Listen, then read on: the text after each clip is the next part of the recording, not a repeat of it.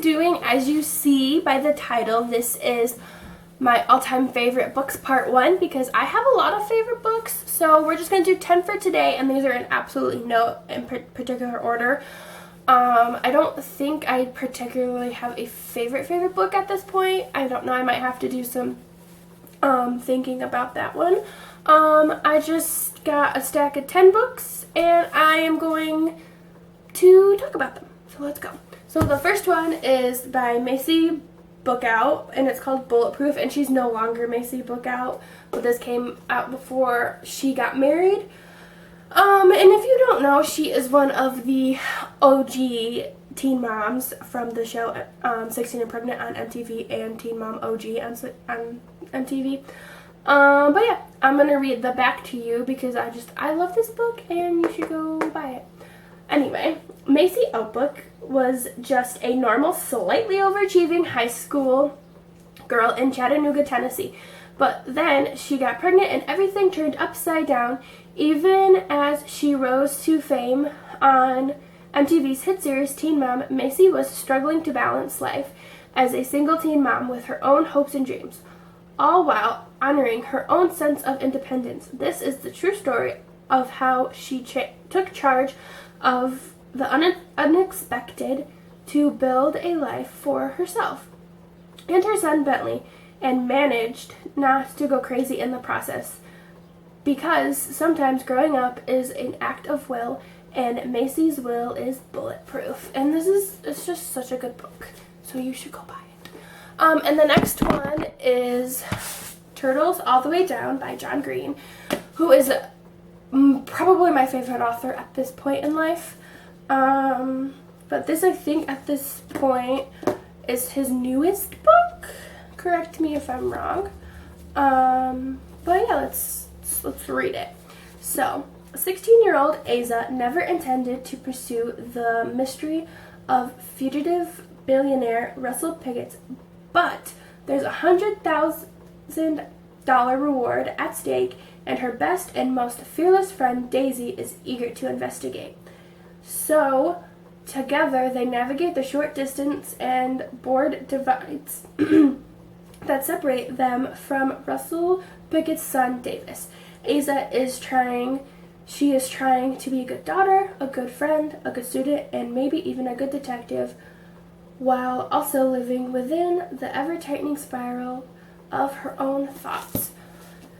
This is such a good book, and honestly, I've never connected more with the main character than I did Asa, and yeah, I just love this book. On to the next.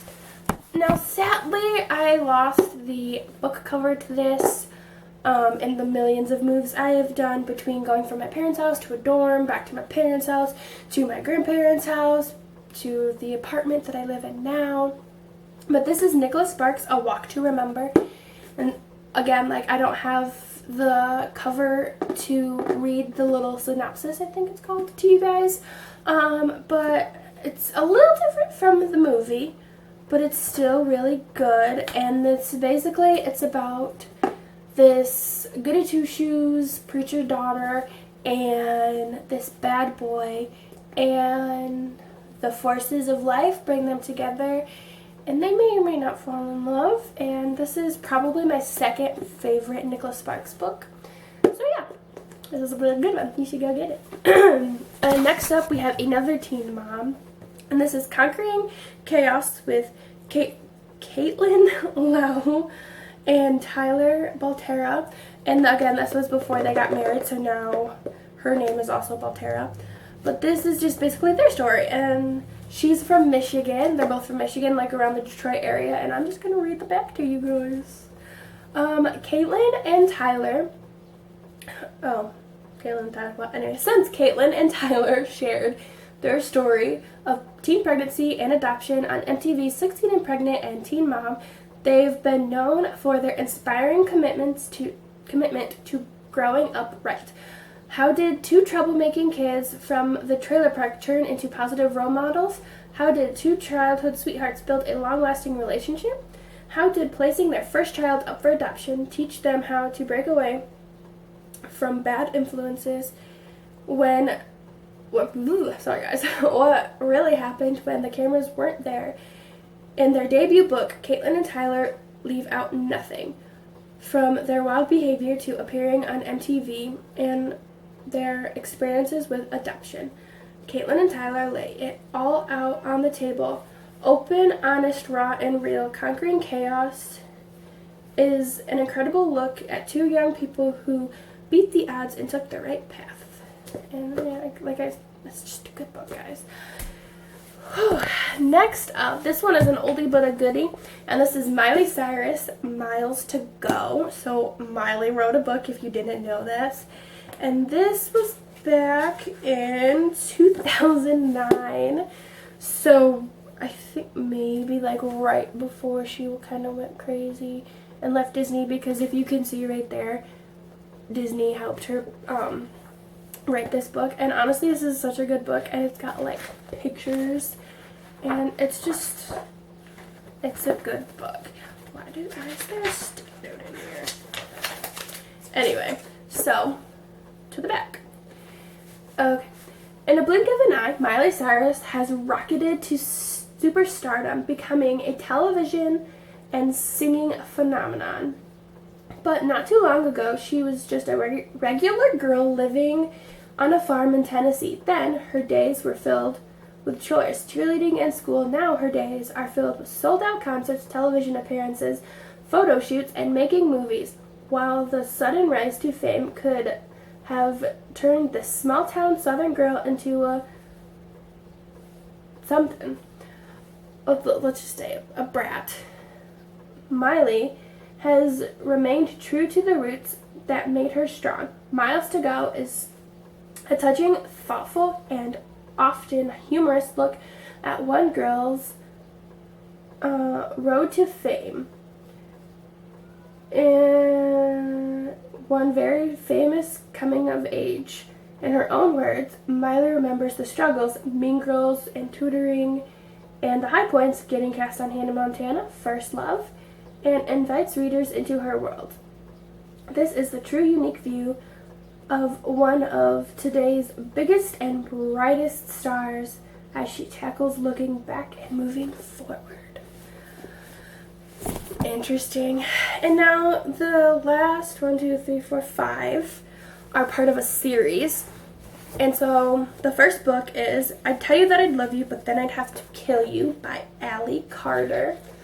And I'm only going to read the back of this one, because the rest of them are like continuations, and I want you guys to read this one and then get the rest of them because they're good. But yeah, so Cami Morgan is a student at the Gallagher Academy for Exponential Young Women, a fairly typical all-girls school. Typical, that is, yeah. Sorry.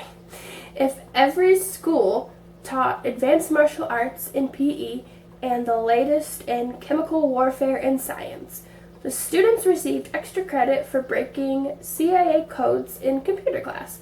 The Gallagher Academy might claim to be a school for geniuses, but it's really a school for spies.